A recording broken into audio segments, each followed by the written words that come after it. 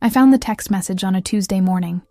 Something so ordinary, a phone lighting up on the kitchen counter, became the moment that shattered my world into 1,000 jagged pieces. James had left for work in a hurry, forgetting his phone, something he'd never done in our 7 years of marriage. The notification banner caught my eye. Can't wait to see you tonight. Same place. Miss you already. From someone named Eliza. My fingers trembled as I picked up the phone. I shouldn't look, I told myself. There could be an explanation. Maybe a colleague. Maybe a misunderstanding. But deep down, I already knew. The same instinct that had been whispering to me for months. When he came home late smelling of unfamiliar perfume. When he turned his phone away from me while texting. When his eyes no longer sought mine across rooms. I entered his passcode, our anniversary date, ironically, and found myself staring at hundreds of messages between them. Photos, plans, declarations of love, hotel receipts. The evidence stretched back 8 months. 8 months of lies served alongside dinners I'd cooked. 8 months of I love you whispered to me from the same lips that had touched hers. 8 months of me wondering why I felt so alone while lying next to him in bed. The kitchen spun around me as I slid down against the refrigerator, clutching his phone so tightly my knuckles turned white. Our wedding photo stared back at me from across the room, his arm around my waist, both of us laughing into a future we thought was ours. Had he been thinking of her even then? Was anything ever real? I don't know how long I sat there, reading every message, studying every picture, memorizing every lie. My brain methodically cataloged the dates. He was with her on my birthday. He texted her during our anniversary dinner. He called her the night I was in the hospital after my car accident. The betrayal was so complete, so thorough, it left nothing untouched. When the initial shock subsided, something else took its place. A cold, clear anger that straightened my spine and dried my tears. I took screenshots of everything, sending them to my own phone before carefully replacing his exactly where he'd left it. Then I made myself a cup of tea, sat at our dining room table, and began to plan. By the time the front door opened that evening, I had composed myself into someone I barely recognized. Calm, collected, almost cold. James walked in, kissed my cheek absently, and headed straight for his phone. "Good day?" I asked, watching his face for any flicker of guilt or fear. "The usual," he said, not looking up. "Meetings ran late. Might have to go back after dinner. Big project." I nodded, wondering if lying had always been this easy for him, or if it was a skill he'd developed alongside his affair. "That's too bad," I said, getting up to serve the dinner I'd prepared one last time. "I was hoping we could talk tonight." He glanced up then, perhaps catching something in my voice. For a moment, our eyes met, and I thought I saw a flash of recognition, not of what I knew, but of who I was becoming. Someone who would no longer accept his lies. Someone who wouldn't break when he did his best to shatter me. "Is everything okay?" he asked, and I nearly laughed at the absurdity of the question. "No," I said simply. "Everything is not okay, but it will be." Dinner sat untouched between us as I showed James the screenshots. His face cycled through shock, anger, and finally, a pathetic attempt at damage control. "It's not what it looks like," he stammered, the most unoriginal line in the history of caught cheaters. When I didn't respond, his excuses grew more desperate. She meant nothing. It was just physical. He'd been stressed. He'd been confused. He still loved me. I listened to each lie with a strange detachment, as though watching a poorly written play. The man across from me suddenly seemed like a stranger. This wheedling, panicking person bore no resemblance to the James I thought I'd married. When he reached for my hand, I pulled away. "I've already called a lawyer," I said, my voice steadier than I felt. "And I've booked a hotel for tonight. You can stay here until I figure out what to do with the house." His face darkened then, the mask of remorse slipping. "You're overreacting. Everyone makes mistakes. You're throwing away 7 years over some texts." "You threw away 7 years," I corrected him. "I'm just acknowledging what you've already done." I packed a suitcase while he followed me around the bedroom, alternating between accusations and pleas. By the time I reached the front door, he'd settled on anger, the true refuge of the guilty. "You'll regret this," he called after me. "You'll never find anyone who loves you like I do." I turned back one last time. Thank God for that. The hotel room was sterile and impersonal, but it felt cleaner than the home I'd left behind. I sat on the edge of the bed, waiting for the breakdown that seemed inevitable. But it didn't come. Instead, I felt a strange, hollow calm. I ordered room service, ate mechanically, and took a scalding shower that couldn't quite wash away the feeling of contamination. It was only when I crawled between the crisp hotel sheets that the tears finally came. Not in the hysterical sobs I'd expected, but in a steady, quiet stream that seemed endless. I cried for the woman who had believed in forever, who had trusted so completely. I cried for the future I'd planned, and the past I now questioned. Most of all, I cried because some small, broken part of me still loved the man who had proven himself unworthy of that love. Morning arrived with swollen eyes and a parched throat, but also with clarity. I had survived the first night of my new reality. I could survive another, and another after that.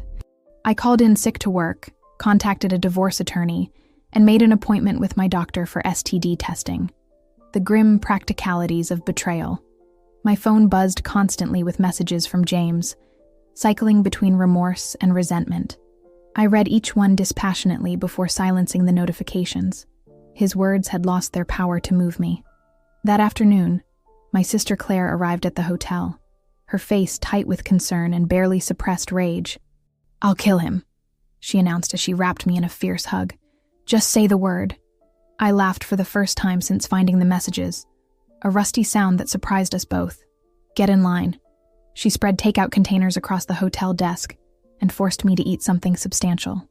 Between bites, I told her everything. The discovery, the confrontation, the hollow aftermath. She listened without interruption, her hand occasionally squeezing mine. "You can stay with us," she offered when I finished. "The guest room is yours for as long as you need it." I nodded, grateful beyond words. "I need to go back to the house tomorrow, get more of my things. He'll be at work." "I'm coming with you," Claire said, in a tone that brooked no argument. "You shouldn't have to do this alone." That night, with my sister sleeping in the double bed beside mine, I stared at the ceiling and realized that while James had broken my heart, he hadn't broken me. There was a difference, one I was just beginning to understand. My marriage had ended, but I remained. Damaged, yes. Changed, certainly. But still standing, still breathing, still capable of moving forward, one painful step at a time.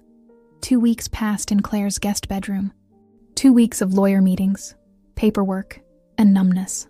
James's messages gradually shifted from apologies to accusations, culminating in a final text that chilled me. "We need to talk about the house. I'm not giving it up." The house we'd bought together 3 years ago. The Victorian fixer-upper with the wraparound porch where I'd planted hydrangeas and morning glories. The home where I'd painted every wall, refinished the hardwood floors on my hands and knees, and created the kitchen of my dreams. The house that had absorbed my love, my labor, and my hope. "He can't do this," Claire insisted when I showed her the message. "Your name is on the deed too, which means we're at a stalemate unless one of us buys the other out," I said, the legal terms feeling foreign on my tongue. "And neither of us can afford that." I stared at his message until the words blurred. This wasn't just about property. It was about power. James knew how much that house meant to me. Taking it was his final punishment for my unforgivable crime of discovering his betrayal. "I need to see him," I decided suddenly. "Face to face." Claire's eyes widened. "Are you sure that's a good idea?" The lawyer said. "I know what the lawyer said, but this isn't just legal anymore. It's personal." I stood up, surprising myself with my resolve. "I need to look him in the eye, just once more." I drove to our house. No, the house, with my heart hammering against my ribs. James's car sat in the driveway, sleek and black, a luxury we'd stretched our budget to afford because appearances matter in my business, he'd insisted. Now I wondered if Eliza had ridden in that passenger seat, her perfume lingering where mine used to be. The key still worked. The door swung open silently, revealing the entryway where we'd once playfully carried each other across the threshold. James sat at the dining room table, surrounded by papers, looking up with surprise that quickly hardened into defensiveness. "You should have called first," he said by way of greeting. I remained in the doorway, suddenly aware of how much weight I'd lost, how my clothes hung loose on my frame. James, by contrast, looked immaculate, freshly shaved, expensively dressed, not a man ravaged by the end of his marriage. "You look terrible," he observed, his voice softening with what might have been genuine concern or simply well-practiced manipulation. "That happens when your life explodes," I replied, stepping fully into what had once been my home. The familiar scent of it, wood polish, the faint trace of vanilla from candles I'd burned, hit me with unexpected force. I steadied myself against the wall. "Rebecca," he stood, taking a step toward me. "Don't." I raised a hand. "I'm here about the house." His face closed again. "My lawyer will talk to your lawyer. I've put years of work into this place." "Your work?" The words escaped as a bitter laugh. "I restored this house while you were working late. Or should I say, while you were with Eliza." Color rose in his cheeks. "That's not fair." "None of this is fair, James." I moved to the dining table, running my fingers along the edge of the mahogany surface I'd restored myself. "But I'm not here to fight. I'm here to make you an offer." Wariness crept into his expression. "What kind of offer?" "I'll give up my claim to the house," I said, the words painful but necessary. "In exchange, you give me the full amount I invested in renovations, plus half the increase in property value since we bought it." He blinked, clearly not expecting this approach. "That's entirely fair," I finished for him. "My receipts and labor records are meticulous, you know that." For a moment, he looked like the James I'd fallen in love with. Thoughtful, rational, fair-minded. Then his expression hardened again. "And if I refuse?" I met his gaze steadily. "Then we sell it, split the proceeds, and both lose the home we loved. Neither of us wants that." "You've changed," he said quietly. "Yes," I agreed. "I have." We stood in silence, the weight of our broken promises filling the space between us. Finally, he nodded once, curtly. "I'll consider it. Have your lawyer draw up the terms." I turned to leave, but paused at the doorway. There was one question that had haunted me since that Tuesday morning. Was it worth it, James? Was she worth all of this? He didn't answer immediately. When he did, his voice was barely audible. "I don't know." The truth, at last. I stepped outside into the spring sunshine, closing the door firmly behind me. For the first time since discovering his betrayal, I felt something like strength flowing back into my bones. I hadn't broken down. I hadn't begged. I had looked my pain in the face and negotiated with it on my own terms. As I drove away from the house that would no longer be mine, I realized I was heading toward something new, a future I couldn't yet imagine, but one that belonged entirely to me. The settlement came through faster than expected. James accepted my terms for the house, perhaps eager to put everything behind him, or more likely, to appease his guilt. The check sat on Claire's kitchen counter for 3 days before I found the courage to deposit it. Money in exchange for dreams. A fair trade on paper, devastating in reality. "You're being too hard on yourself," Claire said, watching me stare at my bank balance with hollow eyes. This is a victory, was it? I didn't feel victorious. I felt adrift. The numbness that had carried me through the initial crisis was wearing thin, revealing raw nerves beneath. Nights were the worst, darkness amplifying every doubt. Had I been blind not to see the signs? Was there something fundamentally unlovable about me that had driven him to another woman's arms? One particularly bleak evening, after scrolling through old photos I couldn't bring myself to delete, I called my friend Mia, who had survived her own divorce 2 years earlier. "I'm stuck," I admitted when she picked up. "I got what I wanted from the settlement, but I feel empty." "That's because you're still defining yourself by what you've lost," Mia said, her voice gentle but firm. "When was the last time you did something just for yourself? Something that had nothing to do with James or the divorce?" I couldn't remember. For 7 years, I'd been James's wife, organizing my existence around his schedule, his needs, his dreams. Even in the aftermath of betrayal, he remained the center of my universe, a negative center, but still dictating the orbit of my thoughts. The next morning, I enrolled in a pottery class I'd always been curious about but had never pursued because James thought it was messy and impractical. My first attempt at the wheel produced a lopsided bowl that collapsed before reaching the kiln. My second wasn't much better, but by the third session, something shifted. As my hand shaped the wet clay, I stopped thinking about James, about the house, about all I'd lost. For 2 blissful hours, I existed solely in the moment, focused only on creation. It's terrible, I laughed, showing Claire my misshapen creation later that evening. It's a beginning, she corrected me. A beginning. The phrase stuck with me as I slowly, painfully assembled the pieces of a new life. I found an apartment, small but filled with light, nothing like the Victorian we'd shared. I painted the walls bright colors James would have hated. I adopted a rescue cat, a one-eyed tabby with trust issues who gradually learned to sleep on my pillow. Work became a refuge rather than an obligation. I threw myself into projects, earning a promotion that surprised even me. Colleagues who had tiptoed around me after the divorce now sought my input, responding to the quiet confidence that had replaced my former people-pleasing tendencies. "You seem different," my boss remarked after I successfully presented a proposal I would have been too intimidated to champion before. "I am different," I replied simply. Not all days were triumphs. Some mornings I still woke reaching for a body that wasn't there. Some evenings I still found myself composing mental arguments with a man who no longer deserved my energy. The divorce proceedings dragged on, each legal document a fresh reminder of failure. Then came the day I ran into them, James and Eliza, at a restaurant across town. I'd gone with Mia to celebrate her birthday, never expecting to see them there. They sat in a corner booth, heads bent together over the menu, the picture of domestic intimacy. My stomach dropped as though I'd missed a step on a staircase. James noticed me first, his expression flashing from shock to guilt to a strange defensive pride as he placed his hand over Eliza's on the table. She followed his gaze, her eyes widening as she recognized me from photos, no doubt.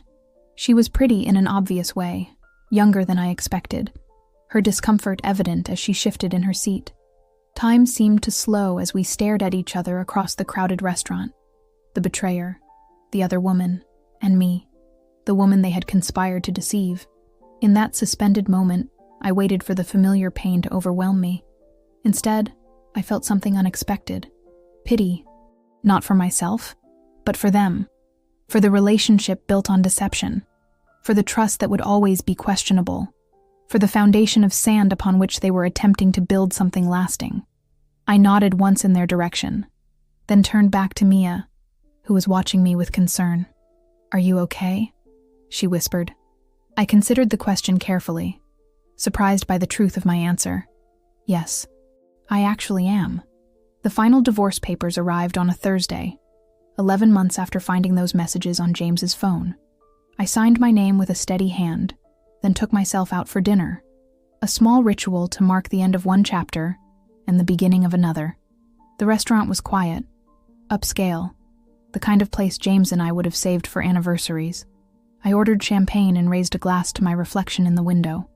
"Congratulations," said a voice that stopped my heart. I turned to find Michael, James's business partner, standing beside my table. The last time I'd seen him was at our Christmas party, months before the discovery, where he'd avoided meeting my eyes all evening. Now I understood why. "Mind if I join you?" he asked, already pulling out the chair opposite mine. I hesitated, then nodded. Michael had been a fixture in our lives for years. Dinners at our home, couples vacations with his now ex-wife Diana. Had he known about James and Eliza? Had everyone known except me? "I've been meaning to call you," he said, signaling the waiter for a drink. "I've wanted to talk to you for months, actually." Something in his tone made me set down my glass. "About?" He looked uncomfortable, fidgeting with his watch, a nervous habit I remembered from countless social gatherings. "There are things you should know, things I should have told you a long time ago." The champagne turned sour in my stomach. "If this is about James and Eliza, it's not just about them," he interrupted, leaning forward.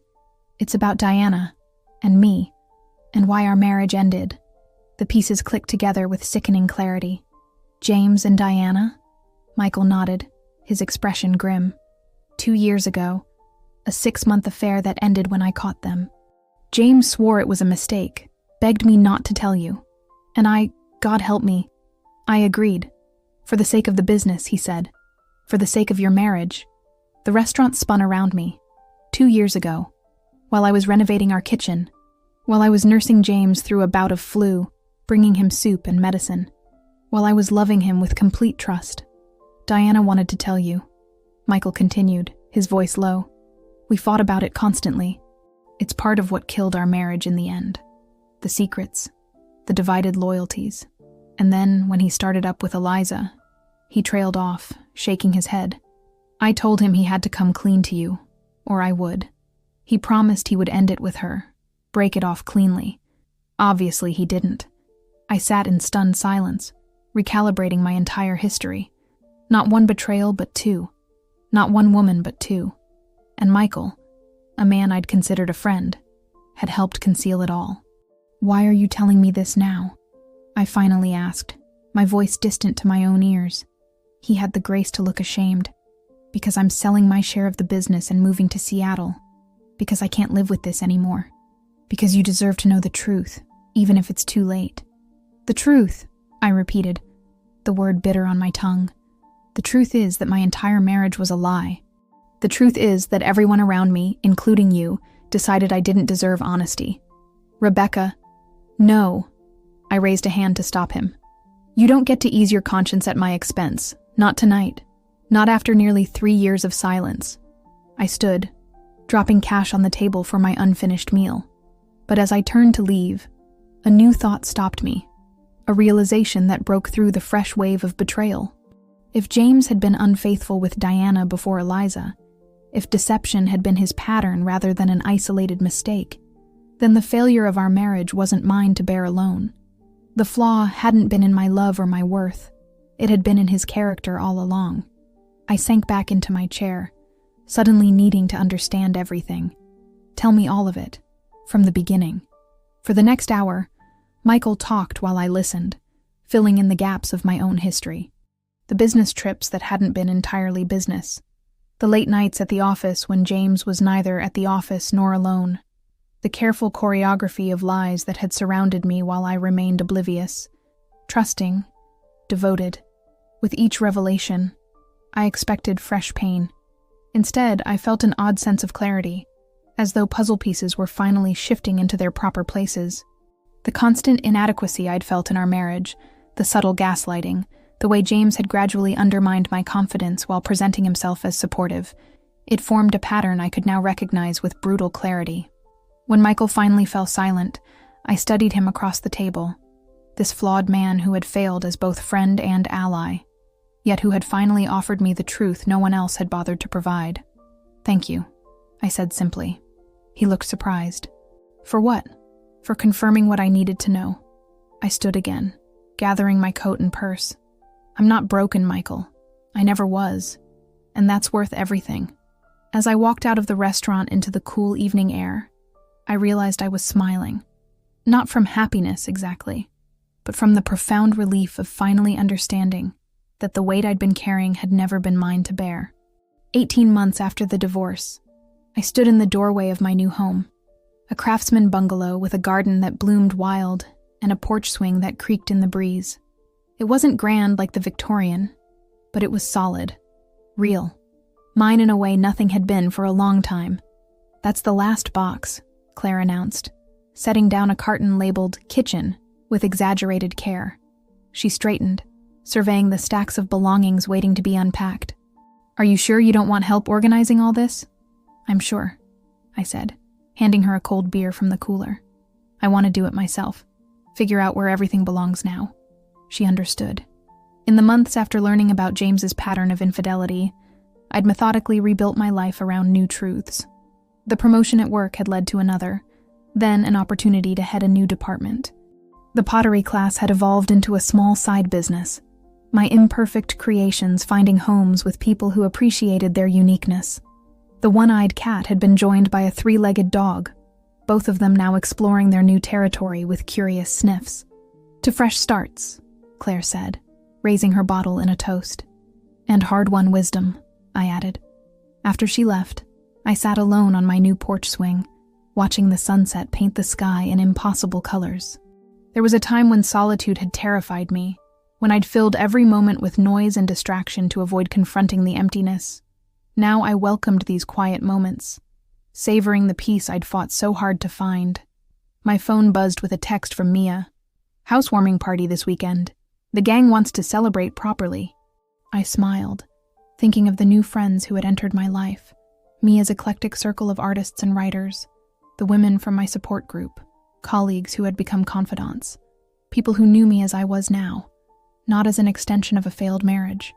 "Absolutely," I replied. "Sunday afternoon. Tell everyone to bring swimsuits. The hot tub is finally working." Another text arrived, this one from an unfamiliar number. "It's Michael. Got your new address from Claire. Wanted to let you know I'm back in town. Would love to grab coffee sometime. As friends. No pressure." I stared at the message, surprised by my lack of anger. The last time I'd seen Michael had been that night at the restaurant, when he'd finally revealed the extent of James's betrayals. In the aftermath, I'd cut ties with everyone connected to my old life, needing clean breaks to heal properly. But now, time and distance had softened the sharp edges of those memories. Michael had been wrong to keep James's secrets, but he'd ultimately chosen truth when it mattered. There was something to be said for that kind of belated courage. "Coffee sounds good," I typed after a moment's reflection. "Next week, maybe." Inside, I began unpacking boxes, arranging my life in this new space. Each item I placed felt like a deliberate choice rather than habit. The books I actually wanted to read, not the ones that looked impressive on shelves. Kitchen tools I actually used, not the wedding gifts we'd displayed for appearances. Photos that captured genuine joy, not posed perfection. In the master bedroom, I hung a piece of art I'd commissioned from a woman in my support group, a phoenix rising from ashes, rendered in vibrant colors that seemed to move in the light. Below it, I placed the first pottery bowl I'd successfully completed, its uneven edges and imperfect glaze, a reminder of how beauty could emerge from the willingness to be vulnerable. As night fell, I made a simple dinner and ate on the back deck, listening to the neighborhood settle around me. Distant laughter, a dog barking, music drifting from somewhere down the street. Ordinary sounds that somehow felt extraordinary after so much silence. My phone rang. My mother, calling for our weekly check-in. "How's the new place?" she asked, her voice warm across the miles. "It already feels like home," I told her, surprising myself with the truth of it. "And you? How are you feeling?" I considered the question, searching for the right words to describe the journey from devastation to this moment of quiet contentment. "I'm good, Mom. Really good. Not despite everything that happened, but because of it." After we hung up, I wandered through my new home, turning lights on and off, adjusting pictures, getting to know its creaks and whispers. In the spare bedroom I planned to use as a studio, moonlight spilled across the floor, illuminating the potter's wheel waiting in the corner. I sat down and ran my hands over the smooth wood, remembering how terrified I'd been the first time I'd tried to create something from nothing. How certain I'd been of failure. How surprisingly liberating it had felt to fail and try again, to accept imperfection as part of the process. The woman I'd been before James's betrayal would never have believed this future possible. This peace, this independence, this quiet joy in my own company. She had defined love as sacrifice, worth as reflection, strength as endurance. She would have viewed my current solitude as failure rather than choice.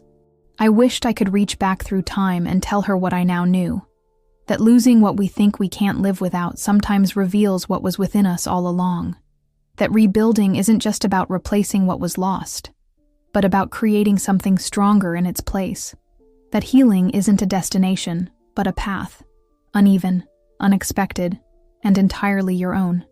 Tomorrow would bring new challenges. Next week, new opportunities. Next year, who knew? But tonight, in this house that held only what I had chosen to bring into it, I was finally, completely home, not in these walls, but in myself.